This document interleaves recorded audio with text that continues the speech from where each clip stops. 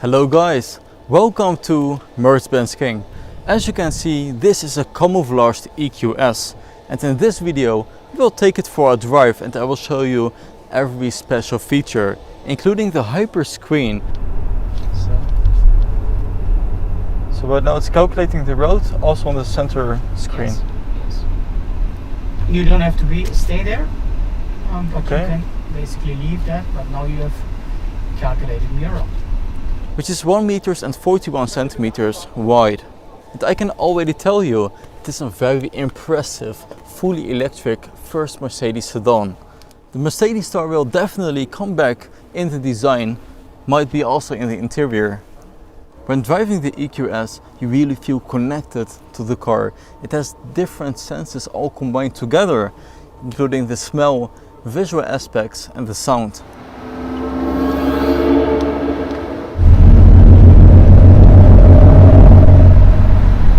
And from the side you can already see this is a very long vehicle.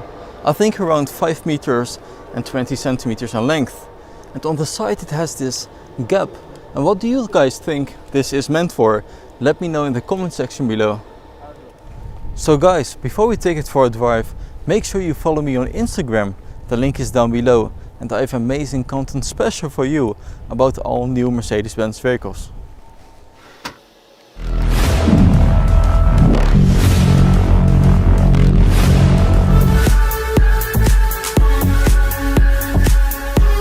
So guys, right now we are driving in the EQS, and next to me I have Christoph, the head of EQ. Hi Christoph. Hey.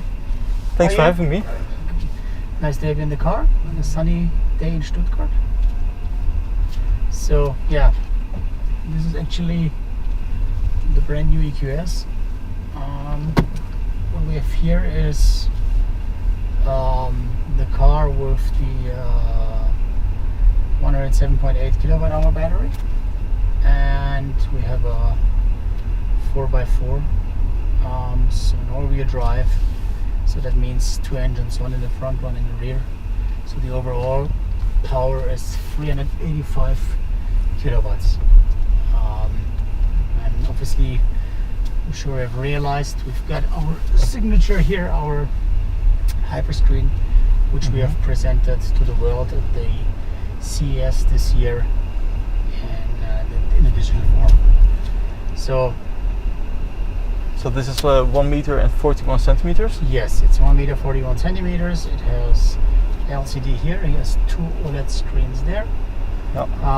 You've got 12.3 inch display here for the driver. I mean everything what you need is basically here. So I mean acceleration, recuperation, and of course the range. We have also different screens, so the ones who are more on a classic side, which you're used to from the S-Class, then reduced to the Max version.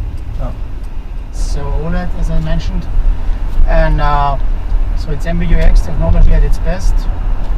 We have added an additional ingredient in here, an artificial intelligence. We call it zero layer. So the target here is, of course, that we want to basically keep the customer, the driver, on this screen. So what do we have here? We have here basically the navigation. As you can see, it's the map. You can have it in different styles. 3D and you have the EQ menu, where you can basically either search for a charging station, range, everything is basically here, and you can actually go to here. And our magic modules, so you see 2 here. One is the media module, and the other is actually the telephone module. So these 2 modules are fixed. So on the media module you can basically go in there and then switch between different sources, so you can have your radio on, you can stream, you can have your Bluetooth radio, whatever you want to do is here. And then the telephone, of course, is the telephone. Yeah. And because we think these are the two main use cases every customer uses. And we want to have it on the first level, so you can basically call us favorites keypad. You can do everything. And then we have four modules, so up to 6 modules here, 4 additional, which are basically learning modules. So the morning I'm coming in, there will be a module with the name of him or her. You can just press it and then the dial starts automatically. You can also swipe it away if you say, okay, not today. The same like if you have massage, you have your favorite restaurants which you go once a week, or favorite charging station or whatever. So the idea is behind that is the car is learning the behavior of your driver and makes suggestions. And with these suggestions you are basically able to just do almost everything here on the screen. So I understand the purpose of the center screen. It's also very large and wider actually than the portrait screen of the S-Class. Yes. Very useful. And on the right I see another screen. Yes. How does it work all together?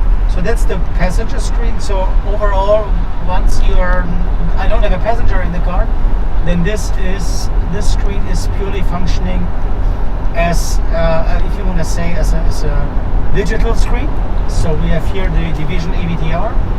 You can also upload a picture up there. So there is no usage for this screen unless someone sits in the seat. So with the seat map below you, the screen realizes that there is someone sitting, and now you could, with a push, you can see it pops up exactly. Welcome. So, and now you can basically have a copy of this, but of course you can basically synchronize yourself.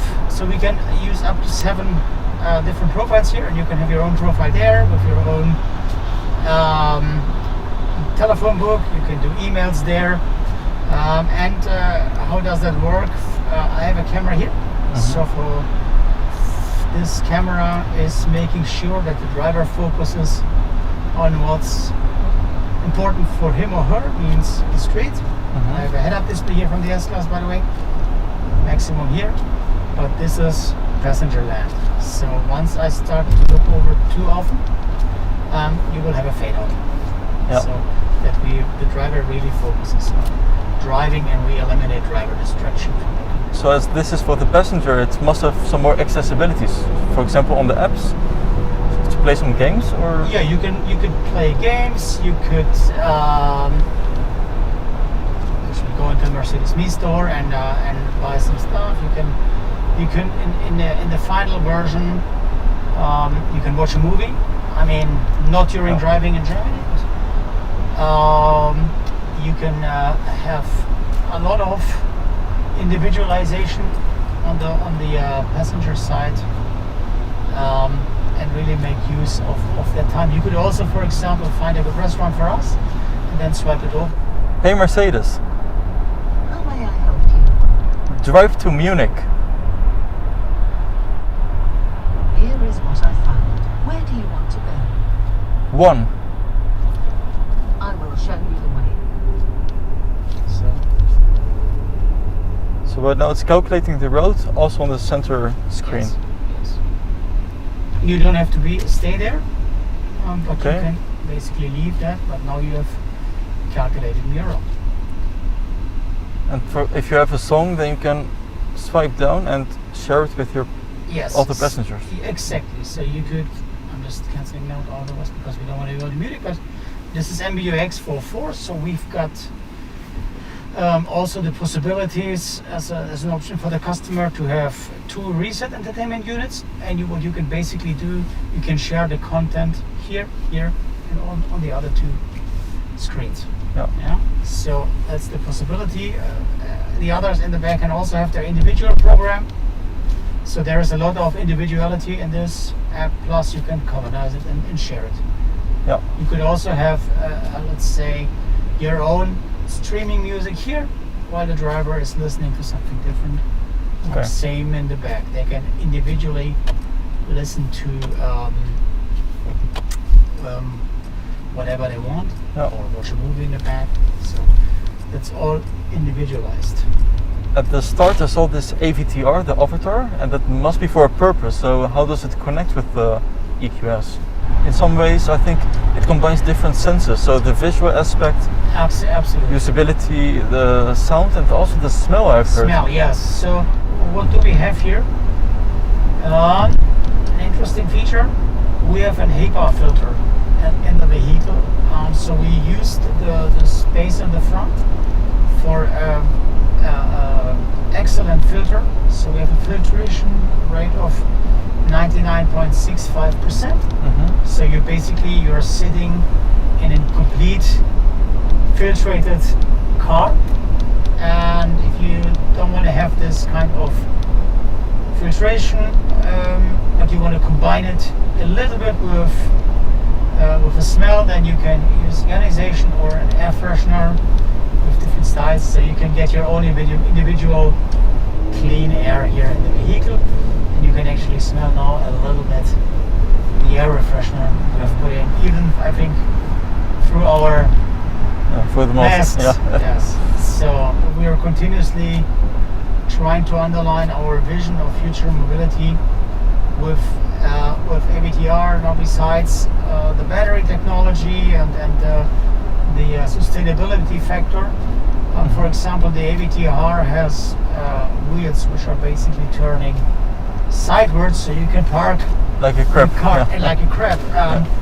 Of course, we cannot do this with this vehicle, but we have a 100% rear axle steering here in the car with 4.5 degrees, and you can basically upgrade it over the air to 10 degrees. So you will be able to go around with one turn at 10.9 meters, which is pretty impressive for this size of a car. I mean, you're talking about 5 meters and 21 centimeters. And you see the connection between. It's actually recuperating now, so you see the blue ones, the electrodes coming back, and then accelerating, and you see the energy going out, and you hear it through the sound. Then there is a little bit more futuristic, sophisticated sound. We call it wheel flux. And again, all senses. You see when you hear. And then roaring pulse is a little bit more stronger. Yeah. It's actually pretty cool now. Acceleration, okay. Besides the screens, I also see a lot of more practicality. Maybe also down here, a lot more space. Yes, I mean, of course, we have taken the advantage of not having a tunnel for the gear and the connection to the rear axle. So it's free space. You can put a backup down here. You can actually put your laptop or other computer device down there. You can also charge it. There's charging ports here. There are charging ports here at the top up to 100 watts. So we definitely use the space dedicated electric architecture gave us for customer usage. And then here we've got our cup holders and the cell phone charger. So everything pretty customer user friendly. Yeah. So Christoph, thanks for your time showing me the EQS. You're welcome. And guys, I hope you like this video with the all new EQS. More will follow soon. And I hope to see you guys next time. Bye bye.